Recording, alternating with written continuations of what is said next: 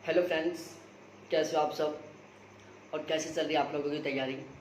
देखो, मैं net JRF पढ़ा रहा हूँ। यहाँ पर नेट जेआरएफ का फर्स्ट पेपर और ज्योग्राफी दोनों पढ़ा रहा हूँ मैं, आपको सभी को पता है। मैं आज नेट जेआरएफ का रेशियो बताने जा रहा हूँ कि हर साल नेट कितने कैंडिडेटों का पास होता है, जेआरएफ कितने कैंडिडेटों का पास होता है और वो किस परसेंट में होता है। और हमें नेट निकालना है तो एक सीट के लिए नेट के कितने कैंडिडेट रहते हैं और एक सीट पर जेआरएफ के कितने कैंडिडेट हैं, एक जेआरएफ के लिए टोटल कितने कैंडिडेट रहते हैं। हम ये रेशियो दिखाऊंगा मैं आपको नेट का और जेआरएफ का, परसेंट में भी दिखाऊंगा, टोटल भी दिखाऊंगा। सबसे पहले अपने दिमाग में घुसेड़ लो कि यदि आप नेट के लिए तैयारी कर रहे हो तो समझो आप दुनिया के सबसे सिंपल एग्जाम की तैयारी कर रहे हो, सबसे आसान एग्जाम की तैयारी कर रहे हो।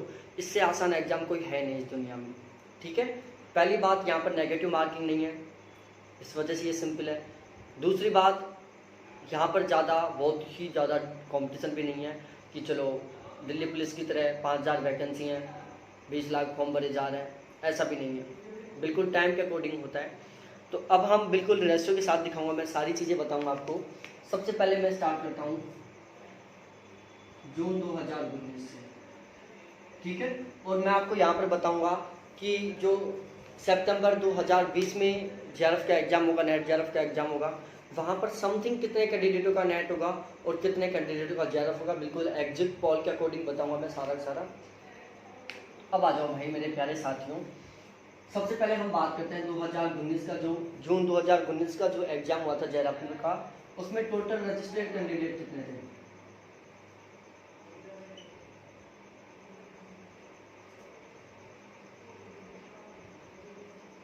ठीक है, इसमें टोटल रजिस्टर्ड कैंडिडेट थे 9,42,419। मतलब जून 2019 में टोटल फॉर्म अप्लाई हुए थे 9,42,419। उसमें अपेयर कैंडिडेट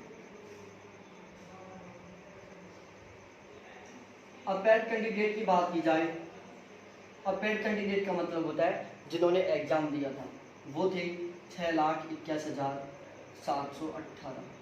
ठीक है, टोटल फॉर्म अप्लाई हुए 9,42,419, एग्जाम दिया 6,81,718 ने। मतलब 2 लाख कैंडिडेट तो समथिंग यहीं पर अटके, 1,75,000 के आसपास कैंडिडेट तो आपके यहीं पर अटके। ठीक है, बिल्कुल आसानी से हट गई। आप एक बार लेस करके देख लेना, जितना भी आएगा वो आप लेस खुद भी करना जानते हो। ठीक है, अब हम बात करते हैं यहाँ पर परसेंट रेशियो।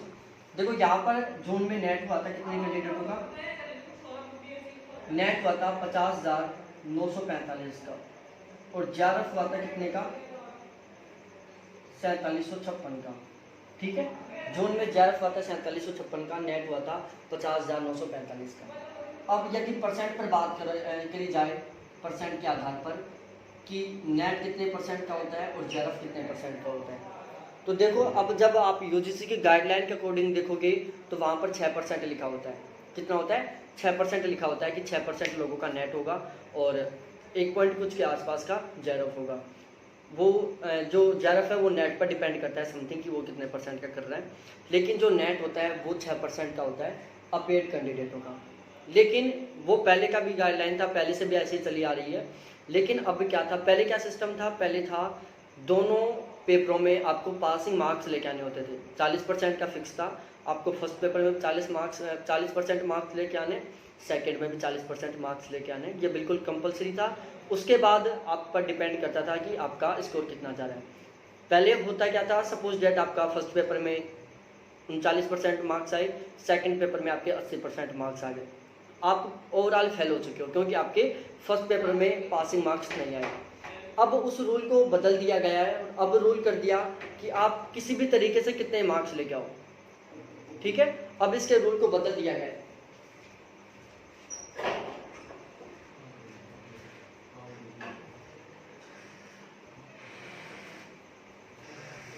ठीक है, तो अब इस रूल को हटा दिया गया है।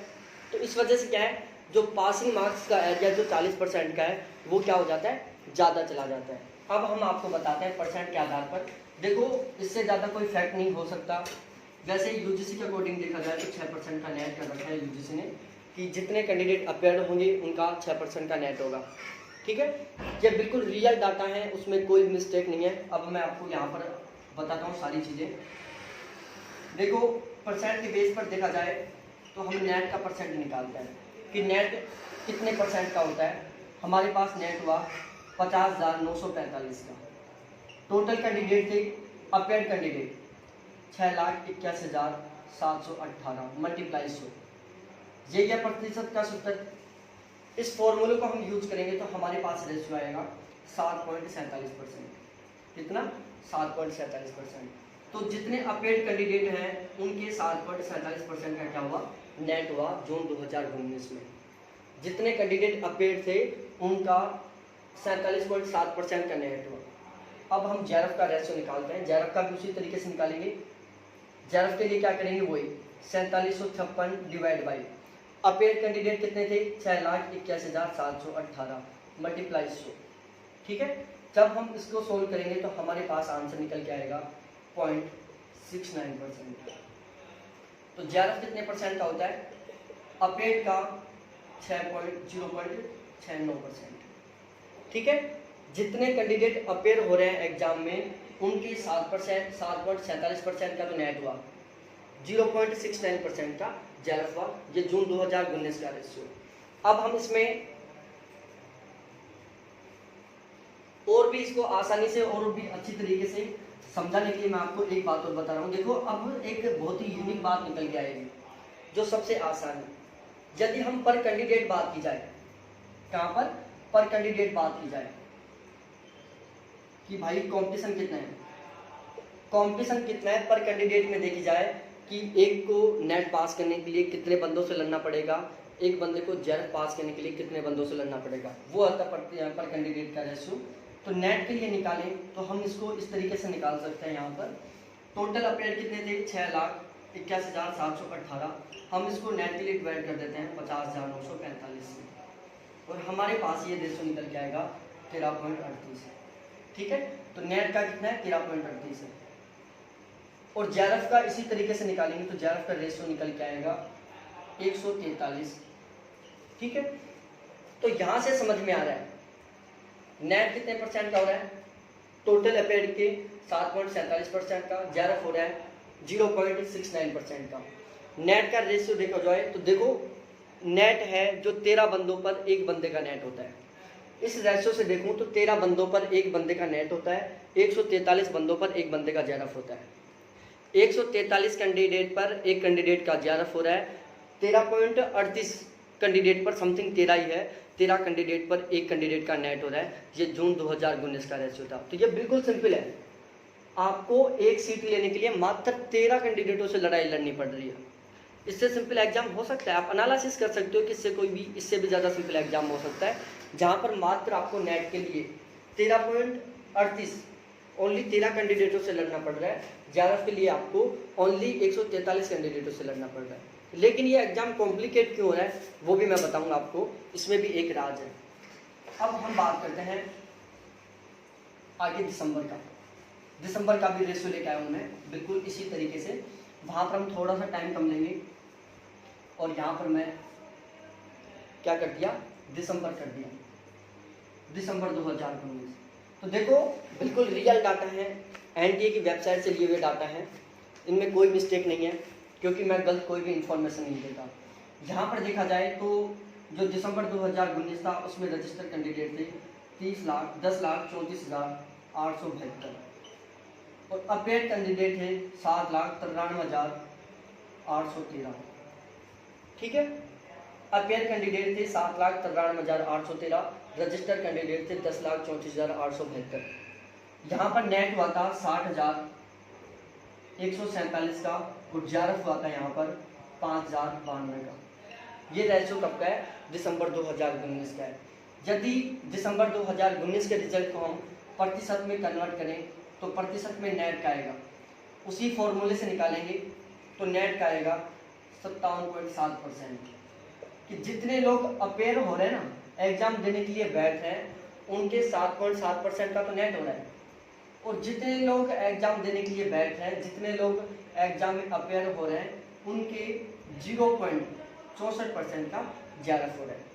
ठीक है। वैसे एनटीए की वेबसाइट पर 6% लिखा हुआ है लेकिन आजकल क्या है जो पासिंग मार्क्स का स्कोर था 40% का सिस्टम, उसको हटा दिया गया है। तो उससे क्या होता है, लोगों का स्कोर होता है वो अधिक हो जाता है, इस वजह से जो परसेंट है वो ज़्यादा जाने लग गया। पर कैंडिडेट बात की जाए कि भाई एक नेट के लिए पर कैंडिडेट कितनी लड़ाई करनी पड़ती है और एक जेआरएफ के लिए पर कैंडिडेट कितनी लड़ाई करनी पड़ती है। तो नेट का रेशियो निकालें, मैंने अभी सूत्र बताया था उसी के अकॉर्डिंग निकालूंगा। नेट के लिए रेशियो है 13.19 और जेआरएफ के लिए रेशियो है ये 155। तो यहाँ पर क्या है, दिसंबर 2019 का रिजल्ट है, उसमें क्या हुआ था, जितने कैंडिडेट अपेयर हुए थे एग्जाम में उनके 7.57% का तो नेट हुआ था, जितने कैंडिडेट एग्जाम में अपेयर हुए थे उनके 0.67% का जेआरएफ हुआ था। यदि आपने दिसंबर 2019 का एग्जाम दिया हो तो वहाँ पर आपकी एक नेट की सीट के लिए लड़ाई करनी थी आपको 13 कैंडिडेटों से, और दिसंबर 2019 के एग्जाम में एक जेआरएफ की सीट के लिए आपको 155 कैंडिडेटों से लड़ना था।